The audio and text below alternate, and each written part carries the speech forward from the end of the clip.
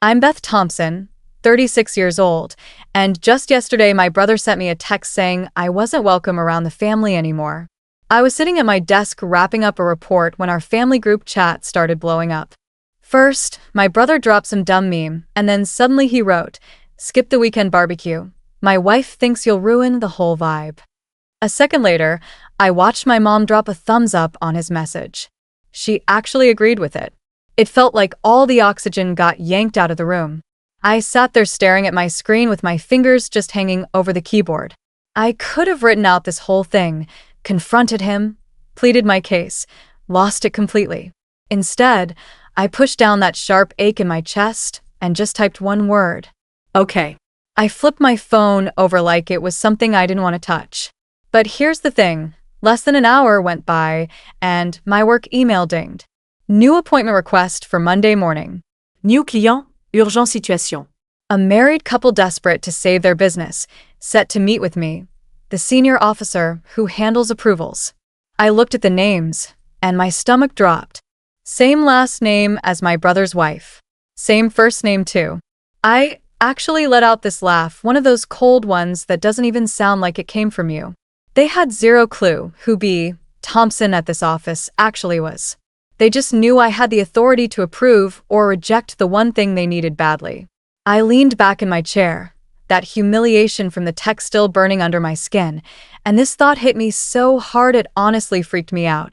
What if this time I didn't just swallow it all? What if this time I let the fallout land right where it belonged? 3 days later, when my brother and his wife showed up at my office and figured out who I was, she started yelling so loud the entire floor went dead silent. Before I get into what she screamed and what I decided to do with the power I was holding, tell me in the comments what time it is where you are right now and where you're watching from. I want to see how far this family barbecue disaster is actually spreading. The thing about that text is it wasn't really about a barbecue. It was the last piece on top of a pile that had been crushing me for years. My younger brother, Derek, always managed to get away with everything. I was the one juggling 3 jobs through college, chipping in with bills, and still getting labeled as cold because I couldn't show up to every family dinner with some forced smile. When Derek started dating Stephanie, she sized me up in one glance.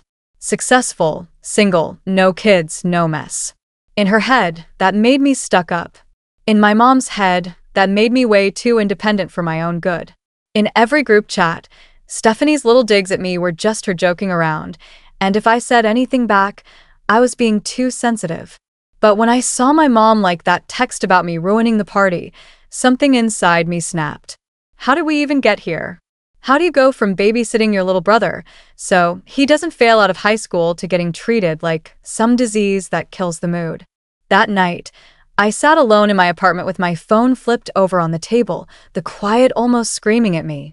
My best friend called after she saw my okay in the chat. "Babe, what happened?" she asked. I read her the text. She went completely silent, then said, "So they don't want you at a barbecue, but every time something blows up in their lives, they want your help, right?" I didn't answer. We both already knew. I'd loaned Derek money more times than I could track. I'd gone over contracts for him without charging a dime. When he and Stephanie bought their house, I was the one explaining every single line in their mortgage paperwork so they wouldn't get screwed over. You know what's crazy? Nicole kept going. They see your value when it helps them out. Every other time, you're the issue. How much longer are you going to keep doing this? That question sat heavy in my chest. How much longer was I going to keep doing this? I pulled up my work calendar again. Monday, emergency business consultation. Derek and Stephanie's names looking back at me from the screen. They were trying to get a critical extension on a business line of credit tied to their house. If they didn't get approved, they were in serious trouble. They don't know it's you, do they? Nicole asked when I told her. Nope, I said. They'll walk in expecting some random stranger to save them. So, what are you going to do? She asked quietly. I stared at that glowing screen, at my brother's name, at Stephanie's. Am I supposed to just keep being the good daughter, the responsible sister, the one who takes everything and cleans up everyone else's disasters? Or is it finally okay to let them feel what they've been throwing at me all these years? On Sunday, While they were probably hanging out in my mom's backyard, clinking glasses and acting like I didn't exist, I was sitting under harsh office lights with their entire financial life spread out in front of me. Most people spend their Sundays in sweats. I spent mine in business casual armor, looking at spreadsheets that would decide whether my brother's perfect little family kept their safety net or lost it. I work at a financial firm that deals with mid-sized business lines of credit and restructuring. Nothing fancy, but every yes or no we stamp down can save a family's entire livelihood or quietly destroy it. I entered their case number and pulled up the file. At first look, it seemed like every other desperate application I come across. Clean wording, big promises, and numbers that tried way too hard to look solid. Their business, a small home renovation and design company, was described as stable with strong growth potential. Q. The income statements showed a completely different picture. I went through it line by line. Revenue had dropped 4 quarters straight. Expenses climbing. Consulting fees that popped up right around the same time their Instagram suddenly featured a totally remodeled kitchen and pricey outdoor furniture. One equipment upgrade that oddly matched the price of a designer stove. I checked the supporting bank statements. They hadn't even worked that hard to cover it up. Then I spotted it. A small internal note from a previous mortgage interaction. Client mentioned Sister B. Thompson as financially savvy and previously provided informal guidance on loan documents. My own name buried inside their file, used like some kind of reference. They had pulled my credibility into the system as a safety net while telling me I'd wreck their barbecue. The irony was so brutal, I actually let out this quiet laugh. My phone buzzed on the desk. The family group chat lit up with photos. Mom's backyard strung with fairy lights. I helped her pay for when she was broke. The long table I'd helped put together when she moved in. Plates stacked high. People grinning. In one picture, my mom stood right in the middle with her arms spread wide and the caption, "So nice when it's just us." That one felt like a physical hit. Just us. I shouldn't have kept scrolling, but I did. Another image. My brother standing at the grill with a beer in his hand, caught mid-laugh. Below that, Stephanie posted a selfie holding up a skewer with text across it. No drama, no tension, just good vibes today. Mom dropped a heart on it. Someone else commented, "This is what family feels like." I sat there watching my own family celebrate the peace that apparently only happened when I got removed, while their financial survival literally rested in my hands. That familiar mix of hurt and numbness washed over me. But there was something else this time, a cold, sharp clarity. I could, if I wanted to, quietly tweak a few interpretations, frame their projections in the best possible light, push the application harder than I normally would. I could be the dependable big sister again, the invisible support system no one invites, but everyone counts on. Or I could do what I was actually hired to do, follow the guidelines, assess the risk honestly, and stop carrying people who would happily let me eat alone for the rest of my life. I took a long breath and pulled the company policy binder closer. I turned to the section on high-risk restructuring. I started highlighting income gaps, inflated projections, lifestyle spending that didn't line up with reported earnings. All those little warning signs I was trained to catch. I underlined them without holding back. Not because I wanted to wreck them, but because this was the first time I refused to bend the truth to protect them. Every mark from my highlighter felt less like revenge and more like drawing a boundary. My phone went off again. Another photo. This time, my mom hugging Stephanie. Both of them cracking up. Someone in the chat had written, "My favorite girls." Below that, Derek replied, "Family over everything." I stared at those 3 words until they got blurry. Family over everything. Funny how that never seemed to apply to me. I locked the phone and flipped it over. Then I opened my email and typed to our scheduling assistant. "Please confirm tomorrow's appointment with Mr. and Mrs. Wilson. Let them know they'll be meeting directly with Senior Officer Beth Thompson." I hovered over send for a moment. If they actually looked at the confirmation carefully, they'd catch my full name and have time to cancel, reschedule, or at least brace themselves. But deep down, I knew them.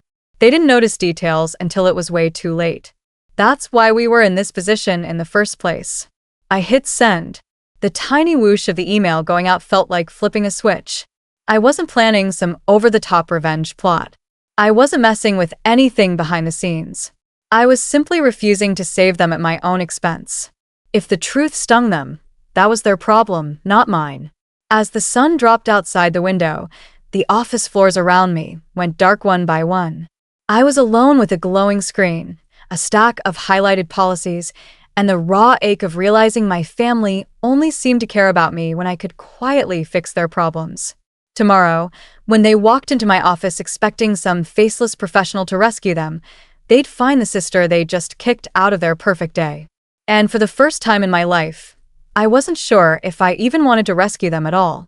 Monday morning, I showed up at the office before the sun had fully cleared the gray out of the sky. I couldn't tell if I was trying to act professional or just running from my own anxiety, but I needed some silence. I made myself coffee, sat down at my desk, and spread everything out like I was getting ready for a trial. The policy file with all my bright yellow highlights, a notepad where I'd written down the main risk factors, even a fresh pen so I wouldn't have any reason to mess with my hands. I went through their application again, making myself look at it the way any other senior officer would. The numbers didn't add up, they had way too much confidence, and there was just enough real promise to make the decision tricky. No shortcuts, no special favors, no secret discount because I'm his big sister. Just what's actually there. Around 8:45, my coworker Kevin stuck his head through my door. "You're in early," he said, raising his eyebrows. "Big client coming in today?" I gave him a tight little smile. "Something like that," I said. "It's a complicated case. Lots of emotions involved." He laughed. "Isn't that always how it goes? Just don't forget, numbers can't feel anything." "People can, though," I said quietly as he walked off. After that, the clock seemed louder than normal. At 9:05, I found myself staring at the little digital screen on the wall that showed which floor the elevator was on. 1, 3, 5, 7. My stomach got tighter with every ding. I straightened the papers even though they were already lined up perfectly. I checked how I looked in the dark window. Hair tidy, makeup light, face calm, professional, unreadable. At 9:09, there was a quiet knock. My assistant opened the door a second later, her voice coming in first like always. "Good morning, Mr. and Mrs. Wilson. Come right in." They walked in, and for this weird split second it felt like I was watching something on TV instead of actually being there. Derek was wearing a button-down that was a little wrinkled, trying to look respectable instead of worn out. Stephanie had on a fitted blazer that was working way too hard to say, "I've got it together." Her hair and makeup were perfect in that carefully staged Instagram kind of way. Their eyes scanned the room quickly. The desk, the window, the certificates on the wall, looking for whoever had the power to help them. They didn't know it was me at first. It was bizarre. My own brother standing a few yards away in my office, and I was just part of the furniture to him. Then his eyes landed on my face. He stopped moving. His mouth actually opened a little. "Are," he said, like he was seeing a ghost. Stephanie's head whipped toward me. For a moment, her brain was clearly trying to reject what her eyes were telling her. Then the color rushed into her face, so fast I thought she might faint.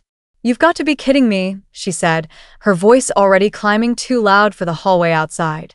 No, this is some kind of sick joke. We're not doing this with her." My assistant, still by the door, shot me a quick "Should I go?" look. People in the offices next door had already looked up. This was exactly the kind of scene I usually spend my whole life trying to avoid. I kept my voice steady. "Please close the door," I said to my assistant. She did. The soft click felt like sealing us in. "Take a seat," I said to them. My heart was pounding hard enough that I could feel it in my throat, but on the outside I didn't move. Derek took a small step forward like he might try to hug me or maybe just get close enough to read my expression. Then he seemed to change his mind. "We had an appointment with a senior officer," he said, his voice shaky. "With, Miss Thompson?" He sounded like he was still hoping someone else would walk in and say, "Just kidding, wrong room." "You do," I said evenly. "I'm Senior Officer Thompson." I watched the words hit him. Stephanie let out a short laugh, the kind people make when they're about to lose it. "You're telling me," she said slowly, that our entire future depends on her. She didn't even look at me when she said it. She looked at the wall, the certificates, the floor, anywhere except my eyes. The same woman who can't even show up to a simple family thing without making it awkward somehow. Now she gets to decide if we keep our business. That's funny. Funny, I said, tilting my head slightly. Because 3 days ago, you felt pretty comfortable writing that I'd make the whole party stink just by showing up. And now here you are in my office asking for help. Derek flinched, like someone had hit him. "RA, can we not do this?" he said quietly. "Can we just talk about this like adults?" Not like that. The old version of me, the one they'd gotten used to, would have given in right there. I would have said sorry for overreacting, smoothed everything over, acted like words don't hurt. But I'm not her anymore. I folded my hands on the desk. "We're going to talk like adults," I said. "Which is why we're keeping this meeting focused on your file and what's actually going on with your situation. I'm required by policy to let you know that you can ask for a different officer if you're uncomfortable." I paused, making sure they really heard that. "But I'll tell you right now, another officer won't know your history, won't know how you operate, and won't be as willing to give you the benefit of the doubt the way I still might. Also, based on what I'm seeing in your application, there's no guarantee they'll be as patient."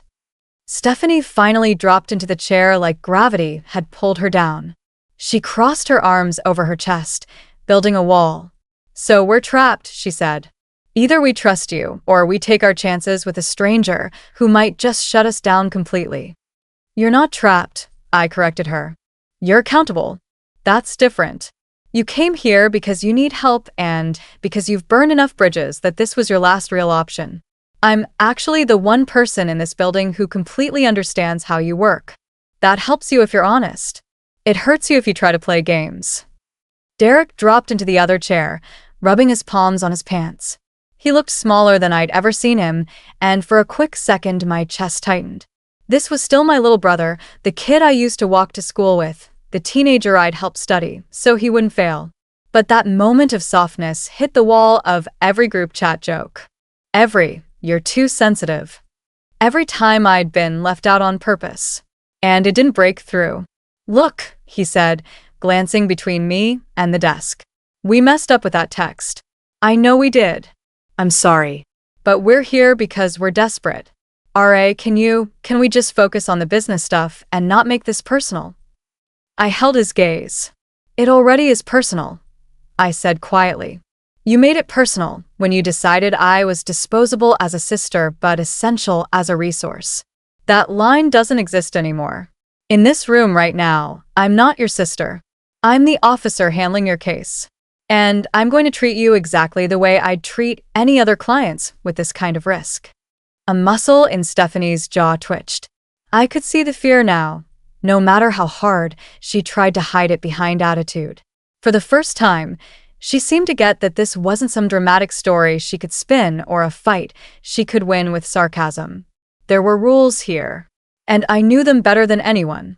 Did it count as revenge if all I did was tell the truth and stop twisting myself into knots to save them from themselves? Or was this just the first time in my life I was finally standing at the same height as everyone else? Not lower, not higher, just equal. "Let's start with your business income," I said, pulling their file closer so it sat right between us like a referee. My voice came out in that neutral, professional tone I'd spent years learning to perfect. It seemed to snap Derek into work mode. His shoulders straightened automatically, like muscle memory from every serious conversation he'd ever had. "We had a rough quarter," he started, eyes dropping to the papers instead of my face. "A couple of contracts fell through, but things are picking back up. We just need some breathing room to get through the gap." I nodded like I would with any other client. "I saw that," I said. "But your declared income last year doesn't match what you've put in this application. Not even close." I tapped the number with my pen once, deliberately. "Here, you've rounded up quite a bit." Stephanie's jaw tightened so fast I could almost hear her teeth click. "Everyone does that," she said quickly, leaning forward. "You're acting like we're criminals for trying to survive in this economy. We're not some giant corporation scamming millions. We just need a chance." I leaned back in my chair, letting her words hang there for a second. Everyone doesn't do that, actually, I said calmly. And the ones who try usually don't attach bank records that prove they're lying. So, if this is you trying to survive, you picked a pretty risky way to do it. The room went really quiet. The air felt thick, like it was pushing down on all three of us. Derek swallowed hard, his Adam's apple moving. We didn't mean to exaggerate, he said, his voice quieter now. We were scared we'd get rejected if we told the whole truth. We thought we'd fix it once things got stable. You know what scares me? I said, looking straight at him. Seeing my name in an internal note about your previous mortgage as the responsible sibling who knows what she's doing, and then getting a text from you saying your wife doesn't want me at a family barbecue because I'll make the whole party stink. That's what scares me. The way you can hold those two versions of me in your head at the same time. Derek winced like the words hurt physically. Stephanie rolled her eyes. The move was so familiar it made my skin crawl. Oh my God. Are you seriously bringing that up in here? She snapped. This is business, Beth. That was a joke. If you can't take a joke. I jumped in. If it was a joke, why'd my mom like it? Why didn't you take it down? Why didn't you send another message right after saying, just kidding, you're totally invited? Why was it so easy for you to humiliate me in front of everyone in the family chat? For a second, the mask came off. I could see it clearly under all that gloss and sarcasm. Deep, ugly resentment. Because you act like you're better than all of us. Stephanie shot back, her voice getting low and sharp. With your fancy job and your quiet little apartment and zero responsibilities. You never had to fight like we did. You show up to family stuff with this look on your face like you're judging everyone. Then you leave early 'cause you're tired. You suck all the air out of the room with your judgment. My judgment, I said, keeping my voice steady even though my hands were starting to shake under the desk. Or your insecurity? Her eyes flashed, but she didn't say no. Derek shifted in his seat, rubbing his hands on his thighs like he could wipe the tension off. R.A., please, he finally said, looking at me. We're hanging on by a thread here. We could lose the house, the business. We've screwed up. I know that. But can't we just put this aside and focus on the numbers? Just this once. Something in me snapped at those three words. Just this once. Because it had never been just once. It had been my whole life. No, I said, cutting him off. I was surprised at how calm I sounded. We've been putting things aside my whole life. I've been swallowing comments, swallowing hurt, swallowing disrespect because it came with the label family. You've treated my feelings like they're optional, like they're negotiable, like something we can circle back to later if there's time. But there's never time, is there? There's always some bigger crisis that needs me to shut up and fix it. I pulled the policy printouts closer and flipped to the page I'd highlighted in bright yellow. Here's the situation, I said, sliding the guidelines toward them a little. Based on policy, I can't approve this as is. The numbers don't match. Your declared income doesn't line up with your actual records, and your spending pattern raises the risk. If this was any other client, this file would either get rejected right away or kicked back for major corrections. I tapped the page with my pen again, softer this time. But if you amend your application, truthfully scale back what you're asking for and accept stricter terms, higher interest, tighter monitoring, then there's a chance it can go forward for committee review. Stephanie stared at me like she wanted to jump across the desk and claw my face off. Those terms will kill us, she hissed. We're already barely keeping our heads above water. You tighten it anymore, we drown. You're doing this on purpose. You could push it through. You've got the power to make this easier, and you're choosing not to because your feelings got hurt. I met her stare without blinking. No, I said quietly. For once, I'm not using my position to quietly fix a mess you created. For once, I'm not bending rules or stretching interpretations because it's family. I'm following the guidelines. The same guidelines I follow for strangers who've never called me toxic, never mocked me in a group chat, never treated me like I'm some embarrassment they have to manage. Derek's shoulders sagged like someone let all the air out of him. He stared at the papers, then at me. So that's it, he muttered. You're gonna watch us drown? Watch my kid lose his home, because we hurt your feelings. The question hit me right in the chest. Part of me wanted to flinch, to rush in with reassurance to say, "No, of course I wouldn't let that happen. I'll fix it like I always do." But another part of me, the part that had eaten dinner alone while my family toasted no drama, no tension without me, stayed very, very still. Was I watching them drown? Or was I finally refusing to drown for them? "I'm gonna watch you live with the consequences of your decisions," I said slowly. "The same way I've lived with mine. I chose to build a stable life. I chose to be careful, to read contracts, to think ahead. You chose to fudge numbers, overspend, and send cruel messages you thought it'd never come back to cost you. That's not me drowning you. That's you finally hitting the wall you've been speeding toward for years." They both went quiet. The only sound in the room was the distant hum of the AC and the faint tapping of someone's keyboard outside. As they stared down at the documents on my desk, I felt something shift inside me. Not some giddy sense of victory, not the sharp thrill of revenge I thought I'd feel, but this heavy, complicated mix of power and grief. Power, because for once I wasn't begging them to treat me with basic respect. I was the one setting the terms. Grief, because it should be taken a near collapse of their life for them to see me as anything more than the reliable backup. Was this what revenge really looked like? Not some dramatic explosion or screaming match in the rain, but a quiet, steady moment where you refuse to rescue people from a fire they started while they were laughing at you? As they flipped through the pages with shaky hands, I realized something else. This wasn't just about their loan anymore. This was about the rest of my life. If I bent now, I'd be signing myself up for another decade of being the invisible safety net, the uninvited sister who still pays the bill. If I held the line, maybe, just maybe, they'd finally understand that I wasn't a joke or a background character or a resource to exploit. I was a person, and I was done bleeding for them. They took a break to discuss privately, stepping into the hallway outside my office. I could hear their voices even through the door. "This is your fault," Stephanie hissed. "You said she'd cave. You said she always caves." "I didn't know she'd be the one in charge," Derek replied, his voice tense. "Besides, why'd you send that text? You know how she is about feelings." "How I am about feelings," I repeated in my head, half amused, half broken. Like I was some fragile thing. Like I hadn't held this family together 100 times before. I stood near the door, not exactly trying to eavesdrop, but not exactly walking away either. "She thinks she's better than us," Stephanie continued. "Always has. Your mom lets her act like a martyr. Now she's loving this. You saw her face. This is revenge." "So, what if it is?" Derek snapped suddenly, his voice low but sharp. "Maybe she deserves a little revenge after everything. You think I didn't see your message? You humiliated her in front of Mom. That wasn't a joke, Stephanie." Silence. Then softer. "You're taking her side?" "I'm saying you pushed her," he replied. "And now we're here."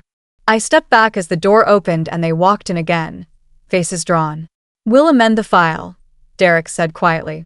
"We'll take the stricter terms." Stephanie glared at me, but there was something new in her eyes. Fear, yeah, but also the realization that her usual tactics weren't working.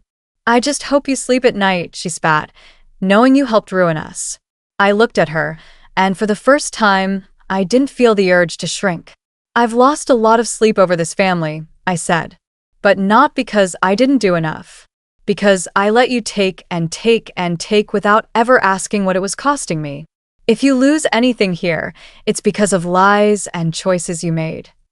We went through the corrections together. Every time Stephanie tried to gloss over something, I stopped her. "No, that needs to be precise. No, that number's gotta match your return. No, you can't list projected income as guaranteed." By the time we were done, the application looked smaller, more honest, and way less impressive. "There," I said finally. "This version's got a shot. It won't get approved instantly. It'll go to committee, and I won't be in that room, so you can't blame me for the final decision." Stephanie scoffed. "Oh, I'll still blame you. Don't worry." Derek shot her a warning look, then turned to me. "RA," he said, his voice cracking just a little. "I know you're angry. I know we've treated you like backup instead of family. But if this goes badly, we could lose our house, our kids' school, everything. Do you really want that?" There it was. The last tug on my guilt. I paused, feeling the weight of it. Did I want them homeless? No. Did I want their kid to suffer? Absolutely not. But did I want to keep living as the invisible backbone of people who openly despised me? Also no. What I want, I said slowly, is respect and boundaries.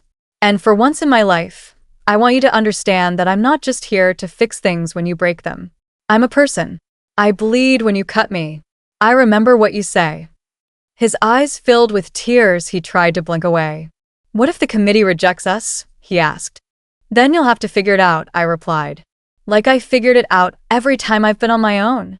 As they left my office, I watched them walk down the hallway. For the first time ever, they looked small to me. Not because they were weak, but because I finally stopped shrinking myself to make them feel bigger. Was I being cruel, or was I finally being fair to myself? The committee met 4 days later.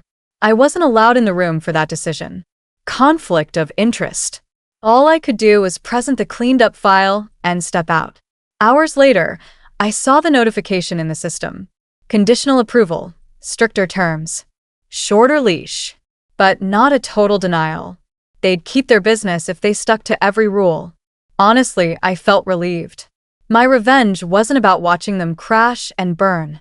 It was about making them deal with the same kind of accountability they'd always shoved in my face. That evening, my mom called. "No, hey, no, how's it going?" Just straight to, "Why didn't you tell us they had an appointment with you?" I smiled to myself. So they'd finally spilled the beans. "Because it was confidential," I said. "And because I knew exactly what you'd say." "You embarrassed them," she snapped. "You sat there in your office acting all high and mighty, making them feel like dirt." I thought about the group chat, about her little thumbs up on that nasty text. "They felt small because they couldn't BS their way through," I said. "That's not on me." Long silence. Then quieter. "Family doesn't do that to family." I actually laughed out loud. "You mean like cutting your own daughter out of a barbecue because your favorite daughter-in-law thinks she's going to make the whole party reek?" I shot back. "Is that what family doesn't do?" Another silence. Heavier this time. "You know Stephanie was just messing around," my mom said, her voice weak now. "You know how sensitive you get." "No," I said. "I know how much you love it when anyone else is the problem. Anyone except you or Derek. But that's done now. I'm not going to be your punching bag and your emergency contact at the same time anymore." "So that's it," she snapped. "You're going to hold a grudge forever?" I took a deep breath. This was the real moment. Not about the loan. About my boundaries. "No," I said. "I'm not holding a grudge. I'm holding a standard. You can talk to me without trashing me. You can invite me without humiliating me. Or you can keep things exactly how they are. But you don't get my help, my time, or my skills for free anymore. Not in business. Not in life." A week later, I got an email. Payment processed. Terms accepted. Derek and Stephanie had signed everything. They were officially on the tightest, most no-nonsense plan our firm had. That same day, a new message popped up in the family group chat. From Derek. "I owe you an apology," he wrote. "You didn't have to help us. You could have buried us. I'm sorry for what Stephanie texted. I'm sorry I didn't shut it down. I'm sorry I let Mom pile on. I've been a coward." Seconds later, Mom replied, "Let's not turn this into some big drama." Then Stephanie left the chat. Just straight up bounced. The little notification popped up. "Stephanie has left the group." I stared at my screen, feeling this weird mix of satisfaction and sadness. Nicole texted me separately. "So, did you get your revenge?" I thought about it. About Stephanie losing it in my office. About Derek finally seeing me as more than just his backup plan. About my mom clinging to her version of the story like a life raft. About me sitting alone in my apartment, but feeling something I hadn't felt in years. Peace. I didn't get revenge. I typed back. I got clarity. And boundaries. The next weekend, there was another barbecue. I got invited this time. Separate text from Derek, not in the group chat. I stared at it for a long minute. Maybe one day I'll go. Maybe one day they'll earn back that version of me who shows up with brownies and helps clean up after. But not yet. That night, instead of heading to their place, I made myself a nice little dinner, lit a candle, and pulled up something dumb and funny on my laptop. My phone buzzed with messages I didn't even look at. For once, the silence felt like a choice, not a punishment. So let me ask you, if you were in my shoes, would you have pushed the application through and saved them completely? Or would you have done exactly what I did and let them feel the weight of their own choices? Drop it in the comments. And don't forget to follow, because I've got a feeling this isn't the last time my family underestimates the girl they tried to boot from the barbecue.